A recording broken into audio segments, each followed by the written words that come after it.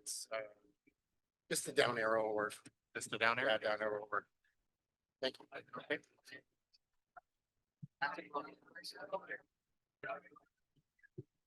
Right about there. Okay. All right. Good morning, everyone. All right. For those that I don't know, I'm Martin Sandoval, the Rear Commodore of the Chicago Yacht Club. On behalf of the members, board of directors, we'd like to welcome you to the club and this year's 116th running of the Race to Mackinac.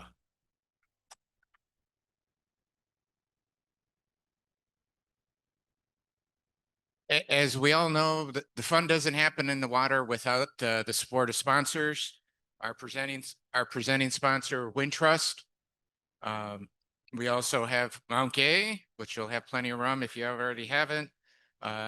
Gear from Team One Newport, Aquapana, X Rosé, Champagne Taittinger, Dillon's, Grey Goose, Larson, Patron, Sam Adams, San Pellegrino, and then discounted ferry tickets from Arnold Transit, and then Harkin, those Harkin gear trailers there.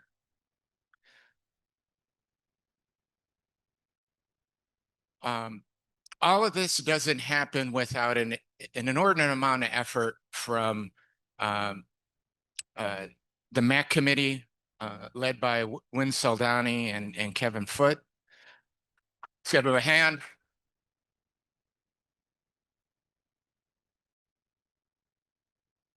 The race committee and all the other volunteers that work behind the scenes year round, and then those that are pressed into action over the next few days, who you'll see as you're either starting or finishing, checking in, etc. But without further ado, let's have Win come up, and fair sailing. Hopefully there's some good wind, and we'll see you up on the island as well. I'll be starting Saturday. Now, hopefully all of you will be there before we do. So.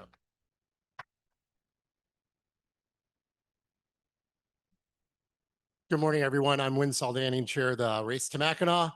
I feel like I've met most of you via email at some point here, but thanks for coming this morning. As a reminder, this meeting is a courtesy. The person in charge is responsible for reading and understanding the NOR, SI, racing rules of sailing, and all other rules of the race. Important racing rules of sailing are number 2, fair sailing. A boat and her owner shall compete in compliance with recognized principles of sportsmanship and fair play. And reminding you, number 3, the decision to race, the responsibility for a boat's decision to participate in a race or to continue racing is hers alone. I also remind you of what I'm going off the reservation a little bit here, right? What I think is the most important CMSR that we have, and that's about PFDs here. CMSR compliant life jackets shall be worn by each member of the crew while on deck from sunset to sunrise, while 2 or fewer crew are on deck, and while on deck during daylight hours also, unless the person in charge instructs that they may be removed. And Tom Falk is smiling at me right now, so I've made him a happy man. He's in charge of safety for the committee, and I thank him for his work and for this important note to us all. Thank you. This is the part where I remind you that we are guests at Mackinac Island.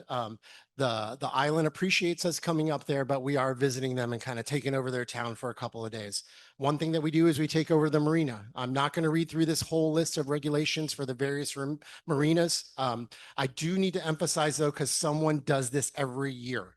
There is no fueling from portable cans in DNR-controlled harbors. And the other part in red, empty fuel containers are allowed on the DNR-controlled docks. Full fuel containers are not allowed on DNR docks. Every year we have to write some competitor a letter about this, or someone's not coming back to the race about this. So please, please, please respect the rules in the harbors up there. Couple of fun things now that I'm done with the rules. If you haven't already, please, I will put up a QR code in a moment, download our Scratchbook app. A club member named Stephen Bowater, in conjunction with Kevin Foote, the vice chair, built this app. It replaces everything the old Scratchbook used to do, only better. As my joke is, it doesn't kill flies as well, is the only thing. You're able to pick your boat as a favorite boat and then do allowances to other boats based on your predicted elapsed time. You will be able to sync it before you leave the dock, so it works offline. And if you need a quick start on it, we posted the quick start guide on the official notice board. There's the QR code. Now I'm going to pretend like you're all taking my picture. I thought that joke was going to land better. I'm not going to lie.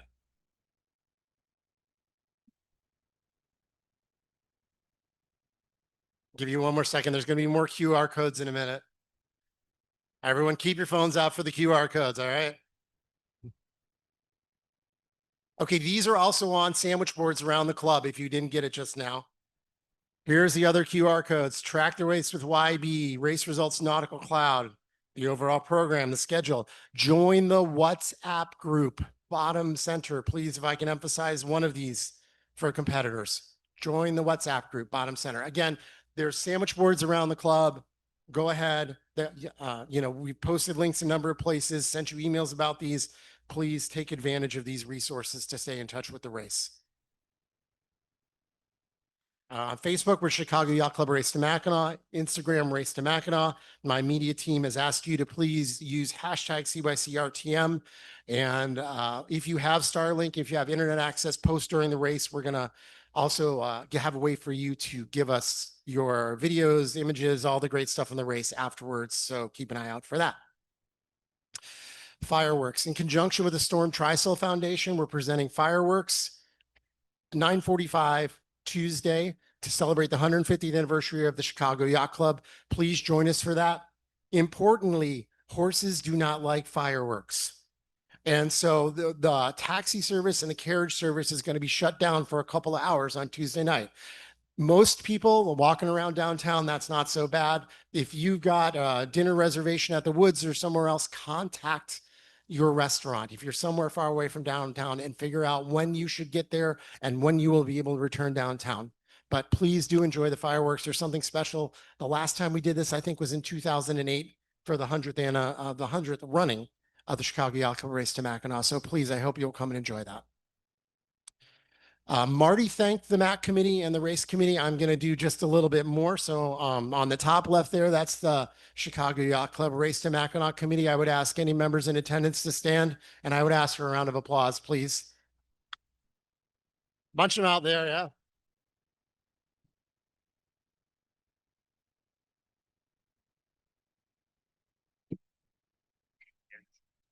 Um, who's not seeing the screen? Okay. 1 second.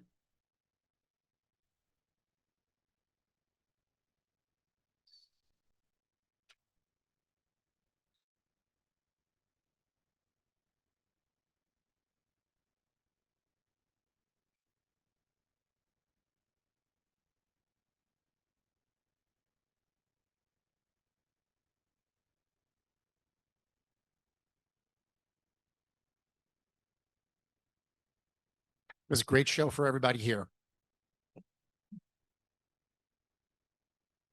We're going to post a recording of this on the official notice board, and we will post this presentation on the official notice board also, so we'll be able to reference it. On the bottom right is the race committee. I would ask, we have a number of race committee members standing outside. Any race committee members, wave your hand if you're standing, or stand up if you're inside here, and please be recognized.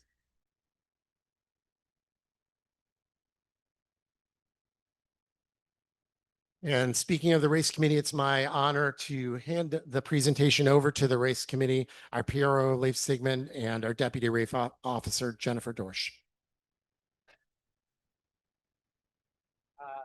Yeah, just use it down there. Well, thank you. What an honor to be up here. I do want to say this. I have a really soft spot in my heart for the cruising division. The last 3 Macs I did were in the cruising division, so I think it's the coolest division. Wait, am I being recorded? Sorry. All right. This is not relevant to the cruising division, so I'll skip this slide. The starting area is going to be a little bit further east than it was last year and the year before, because you're now heading for a new first mark, which I'll get to in a minute. Please, please, please, don't enter the zone until it's your time. Don't go in the safety zone. I think all of you have been there, but there'll be 2 green marks. If you draw a line due north from those green marks, please let your friend start during their section and just enter the box during your section. The pin boat is Anna Marie. That will be on the port side of the line.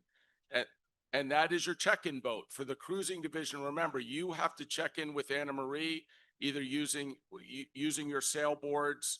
So please don't forget to do that. It's mandatory. It's a safety issue.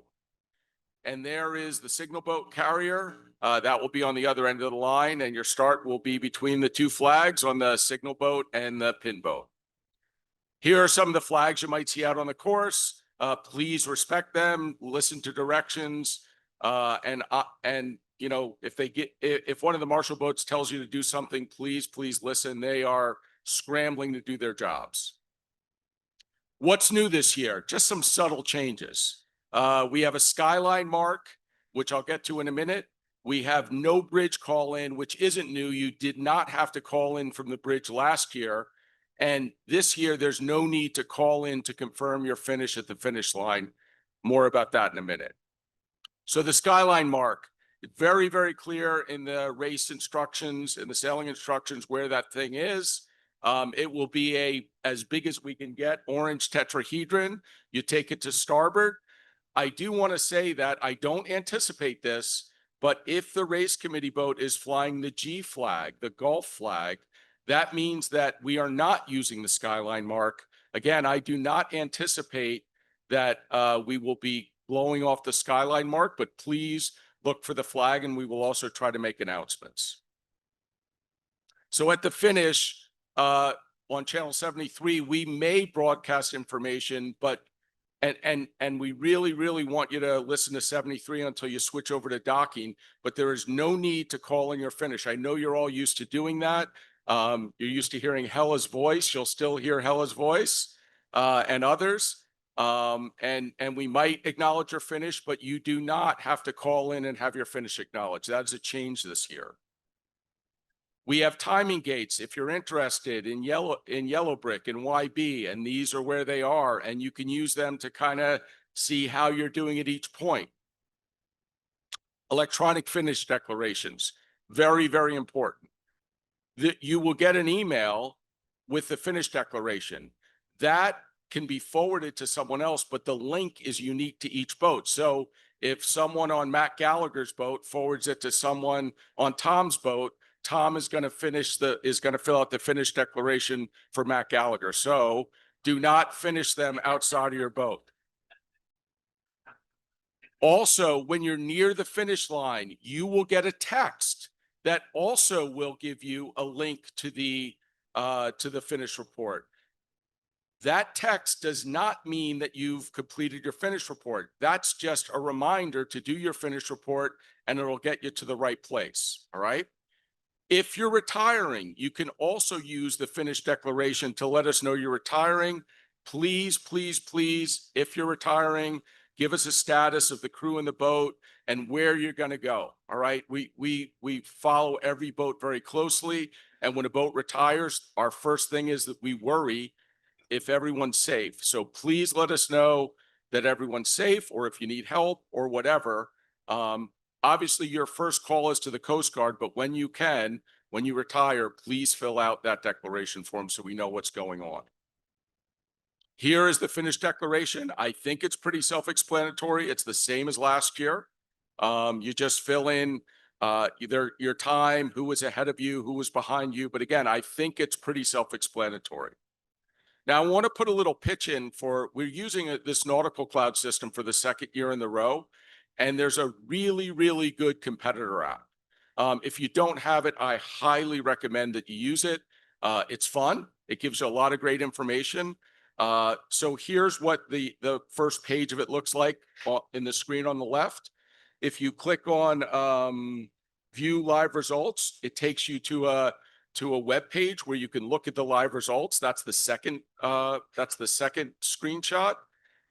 And what's really good about it, if you want to look at the race documents, I know that you've all read the sailing instructions in the NOR in great detail. All right. But if you want to refer back to them, or you want to see notices, and you click on that little thing in the third one to the right, you will get our notice board and you can see all the documents all from your phone. All right. So I highly recommend it. And in addition to that, if that didn't, and by the way, I get no commission on the number of apps I use, but if that didn't persuade you, you can also do your finish report or register a retirement with this. So on the app, you'll see you can declare. And if you hit declare, you can fill in your finish report right from your phone, and that counts as your finish report. Or you can retire by clicking the red button. So again, I highly, highly recommend the app as well as the electronic scratch sheet. This thing has some really good, useful stuff. Docking. You all got a map of the docking. I'm going to beg you, please be nice to our docking people. It's a tough job. They're working really hard. They're trying to accommodate everyone the best they can, but it's tough. I mean, it's kind of like playing Tetris, getting all these boats in this size harbor. When you're assigned a slip, please stay there. Do not say, oh, that slip looks open on Tuesday afternoon. I'll just go over there. We might have a reason why, we need that slip for something else. Once you're in a slip, please, please, please stay in your slip. All right. If you want to change, talk to the docking people. They'll probably tell you no, to be honest, but ask them.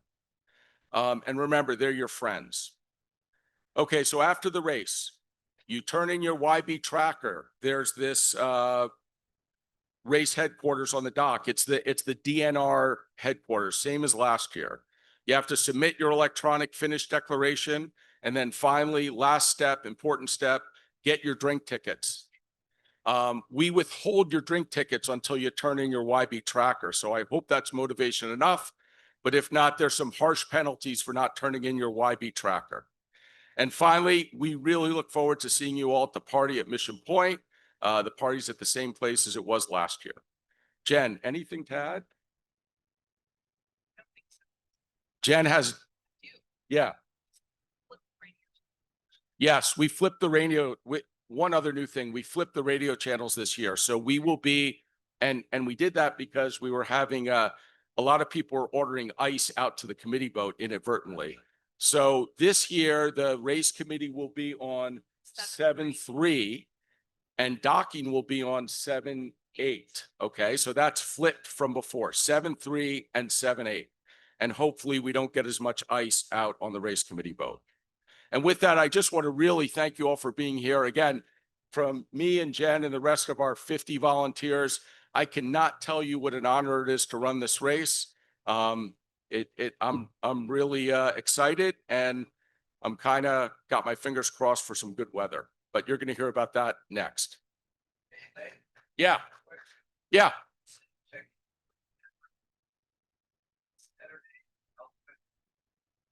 On Saturday, first of all, are you in the cruising division or are you just here for fun? Yeah, no, you check in at the end of Navy Pier just like every other year. Yeah, yeah. Okay. Any other questions? I wasn't going to entertain questions, but how can I turn down Joey, right? All right, well, thank you very much. I feel blessed.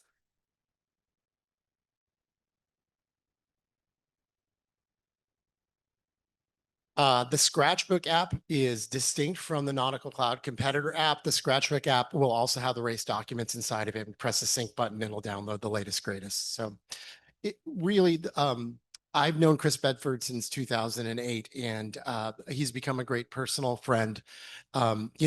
Chris hates it when I say this, and I say it every year. I don't know a lot of people who are actually the very best in the world at what they do, almost without argument. Chris is the best in the world. He's currently taking over all weather forecasting for SailGP. I was asking him about his day today, and I figured it'd be Mac briefings all day long. He's like, no, I got a channel race briefing coming up after this. Then I got a SailGP briefing coming after this. And then we really are fortunate to have him be a part of our presentation, be a part of the race and come out here for us. So please a thank you to my good friend, Chris Bedford.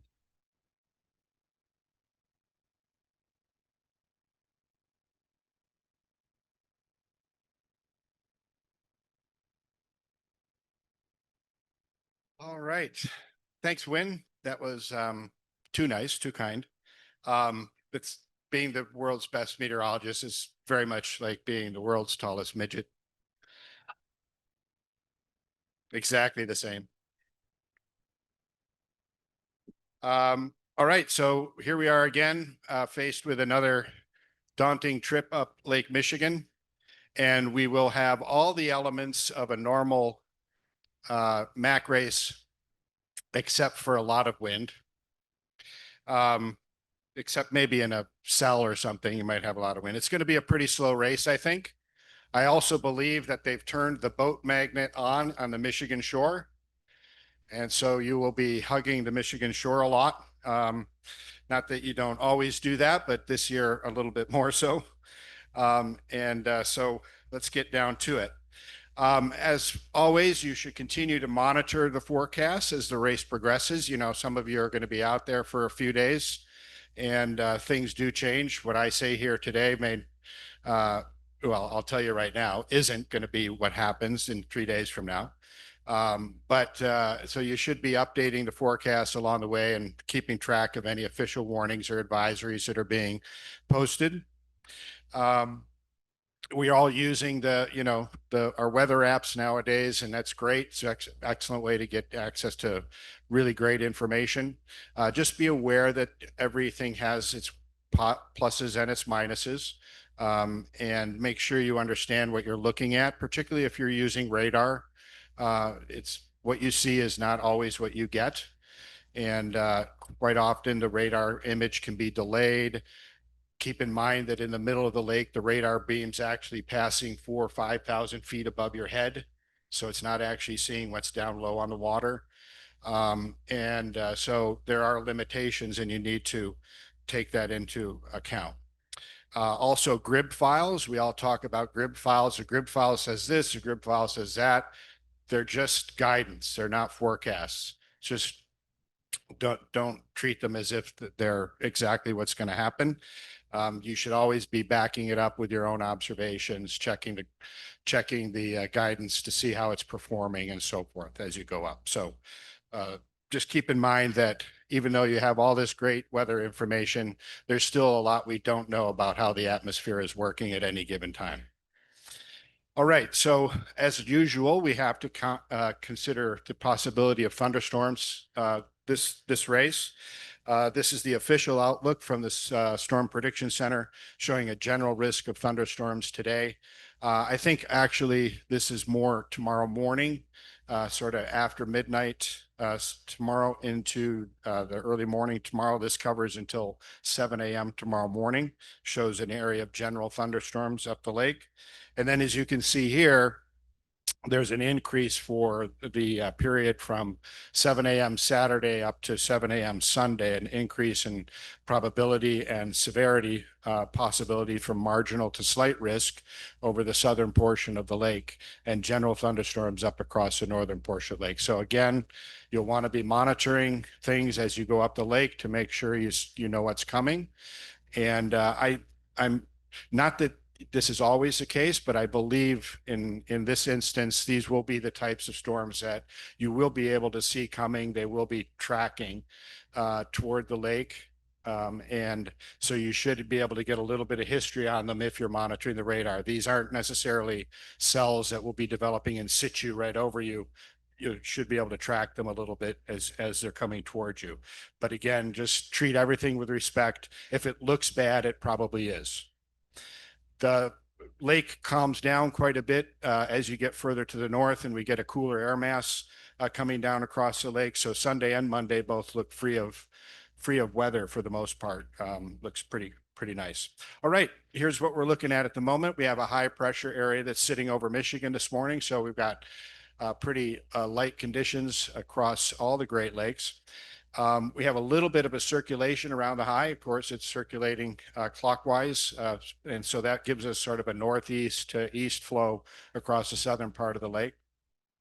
We have some lingering cloud cover. This is lingering a little bit from yesterday, kind of got trapped in an inversion overnight. That should break up and I think should clear out as we go through the rest of the morning and the afternoon.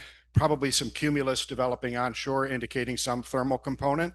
So that by your start time, you probably will be looking at sort of a combination of a little bit of onshore gradient and thermal pulling that breeze in. It's not going to be a barn burner, probably 6 to 8 knots or so from the east at your start time. Here's a satellite image. You can see that little bit of cloud over the southern part of the lake, but that's breaking up as we see here right now, and that trend should continue. You look at this picture about 2 o'clock this afternoon, it'll probably be clear over the lake, but there'll be cumulus developing on shore. Radar is nice and clear this morning, nothing to worry about there. All right, this is the wind field this morning, this light easterly. So again, you're seeing the circulation around the high pressure, which is sitting in Michigan. So we've got east winds down here in the southern part of the lake, and then you go up the lake where the flow is going around the western periphery of the high pressure. And so up the lake now, there's southeast winds and south winds up in the northern part of the lake, all generally pretty light, sort of 10 knots or less. And the wave heights still a little bit left over from yesterday. So we had a long fetch flow down the lake yesterday, so still 1 to 2 feet or maybe a little bit more this morning, but that should be continuing to lie down with time.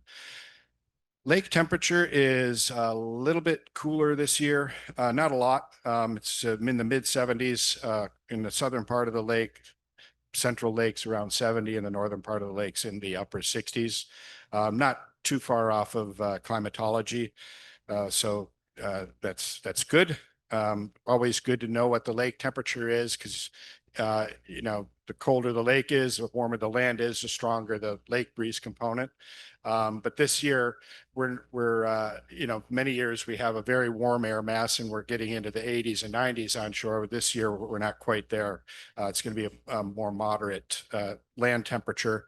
And so the temperature contrast isn't going to be huge, but we'll still be able to generate some sort of a thermal in the appropriate conditions, especially over the northern part of the lake where the water temperature is a bit cooler. The forecast for this afternoon shows that high moving out of the lower peninsula and into southeast Ontario. And so the gradient flow will be starting to veer, trending from east to southeast with time.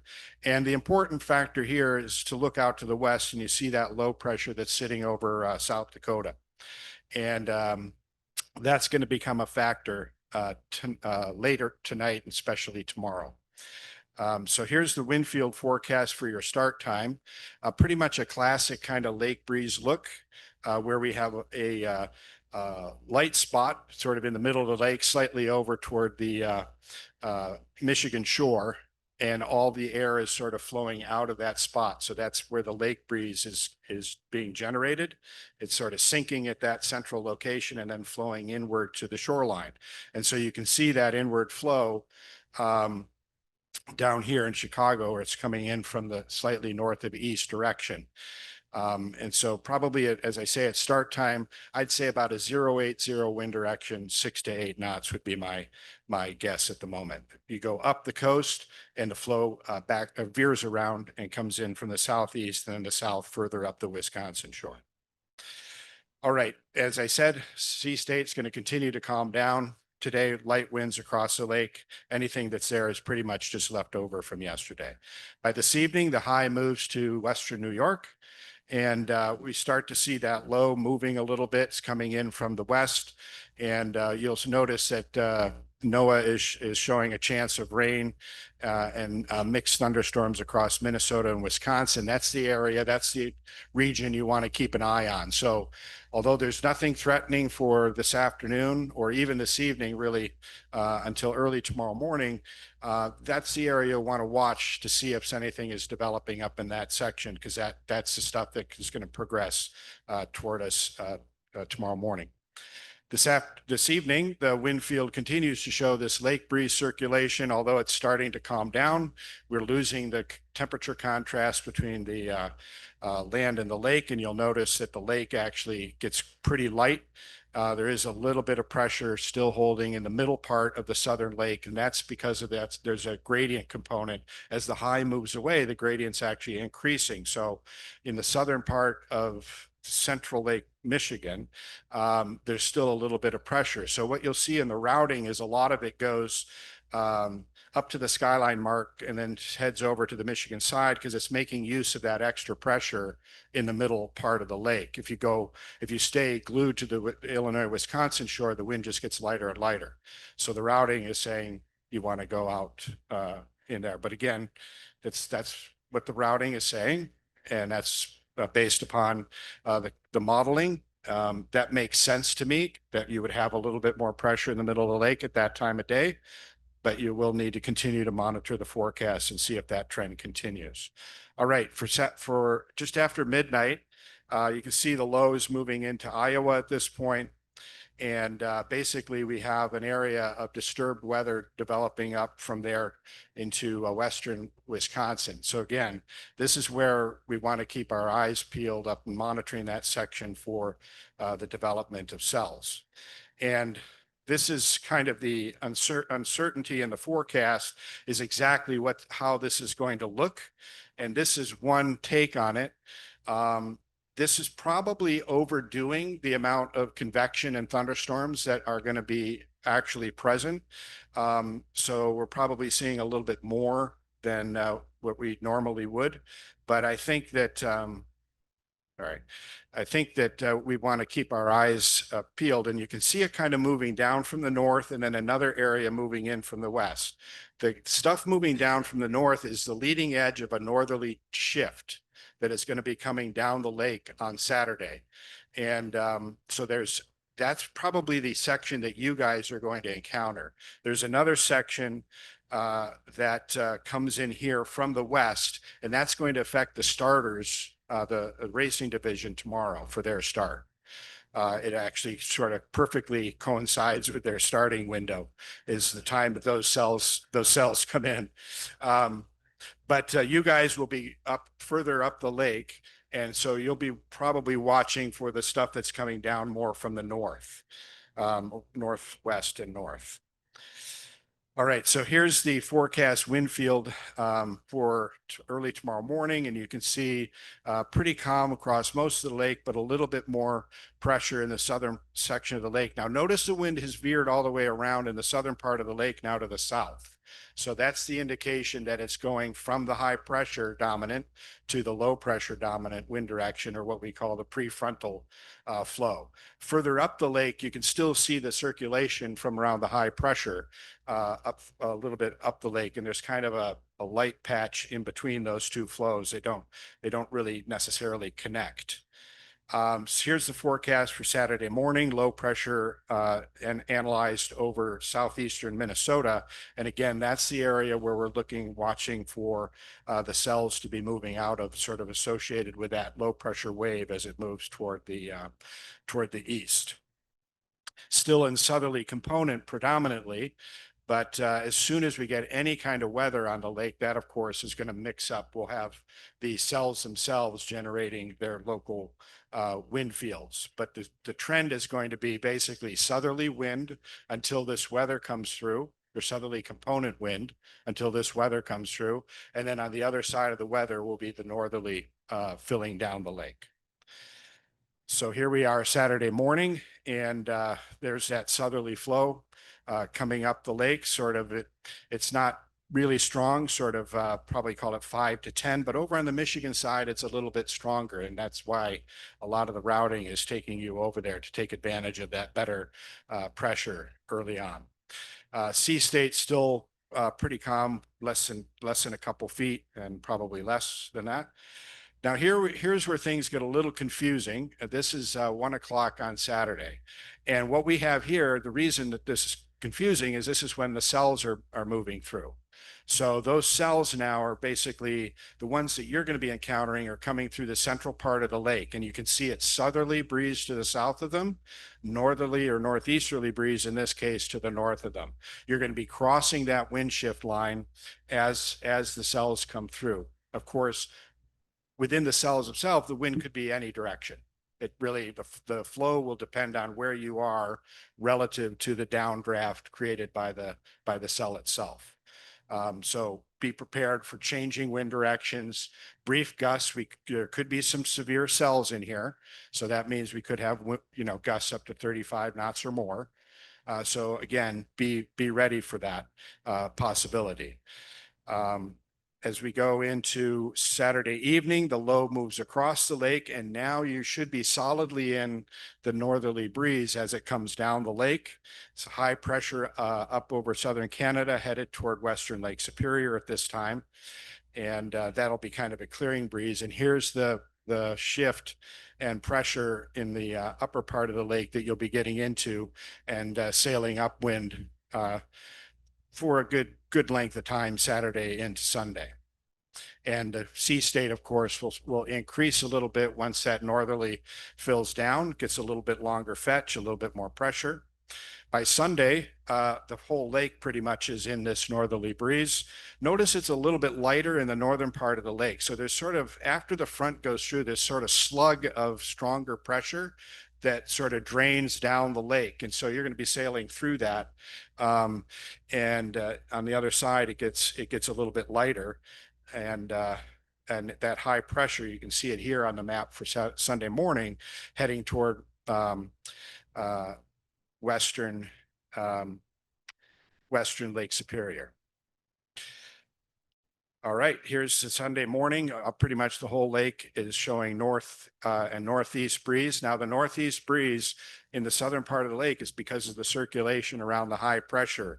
Northern part of the lake, closer to the high, the wind is a little bit more left shifted. So there is kind of a left shift up there off of Point Betsy. It's sort of in that area where you go from a kind of a northeast wind to a northeast or northerly wind. Sea state still about 1 to 2 feet.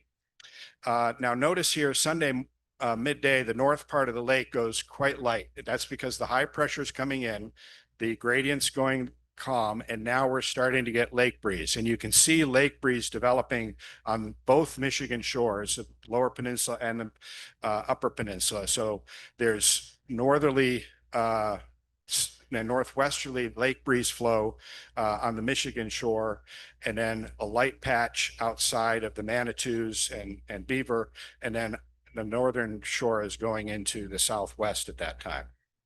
So again, probably glued to the Michigan shore to stay in that pressure. And you can see the sea state goes very flat up there in the northern part of the lake as well. Overnight, all the wind is in the southern part of the lake where there's still gradient present around the high pressure. So further away from the high pressure center, there's more pressure gradient. And so the wind stays up. Closer to the high pressure, the wind stays quite light. And it's sub 5 knots over a very wide section of the lake.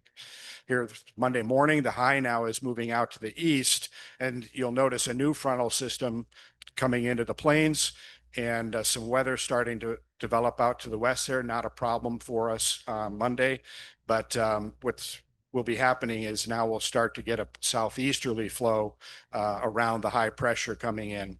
And you can see that in the upper part of the lake there, sort of an east and southeast wind during Monday. And so that breeze will gradually increase during the day on Monday as the high pressure moves away. So in the routing, you can see what I was talking about here, and there's not much difference. I ran a few boats, different speed boats. The green is a faster boat, middle boat's yellow, slow boat's red. The one boat that's kind of an outlier is the faster boat because it's in a slightly different phase of the wind speed of the wind trends. So for example, it's able to stay further offshore and actually pass to the west of the Manitous possibly. But for the most part, I think you're pretty much glued to that Michigan side to try and get north where the better pressure is. So lake, probably east-northeast wind around 6 to 8 knots at the start. The lake breeze will be easing, especially on the Wisconsin shore, but a little bit more pressure will hold in the middle part of the lake tonight. And then we'll have the front coming through sort of once you're over on the Michigan side there. And then you'll pass through into that northerly shift. The pressure will come up 10 to 15 knots for a little bit.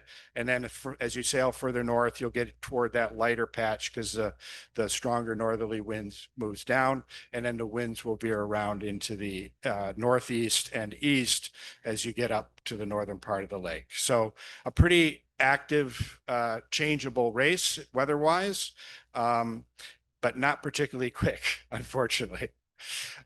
So there you are. Good luck. And I always tell my clients this, I say, you can say whatever you want about me on the boat. You can swear Bedford said this, goddamn, blah, blah, blah, blah, blah. I don't care, as long as the check clears.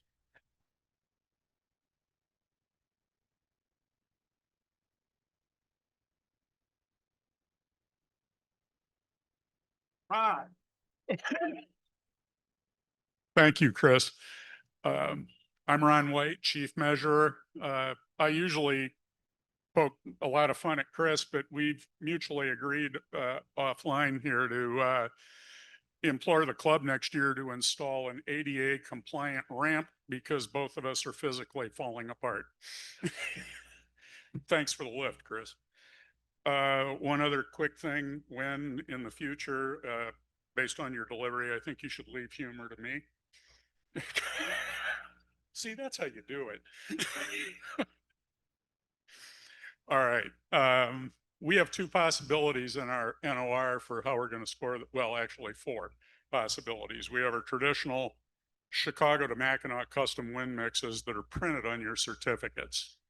But based on all the modeling and everything we've been doing, including early this morning, going over everything, we will be instituting weather routing scoring as provided in the NOR. Oh, rousing round of applause there. Thank you.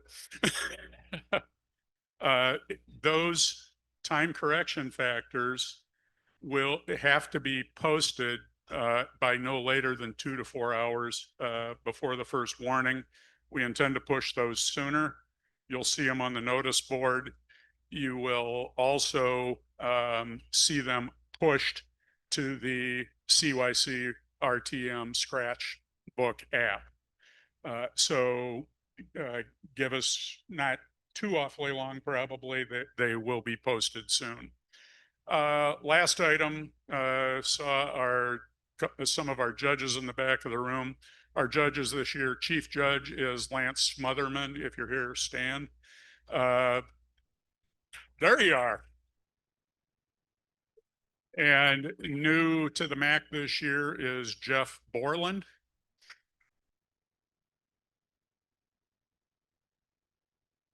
John Porter had to run up to Belmont. Oh, John's here. And John Porter. And Trish Smotherman is our jury secretary.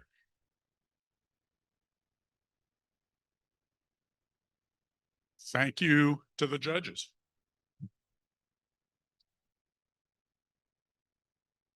All right, that's all we have. Thank you so much. Once again, this will be posted on the official notice board, including the recording shortly. And do check the official notice board and the scratch book for the TCFs.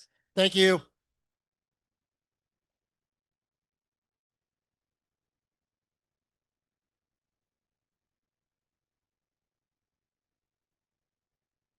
Well,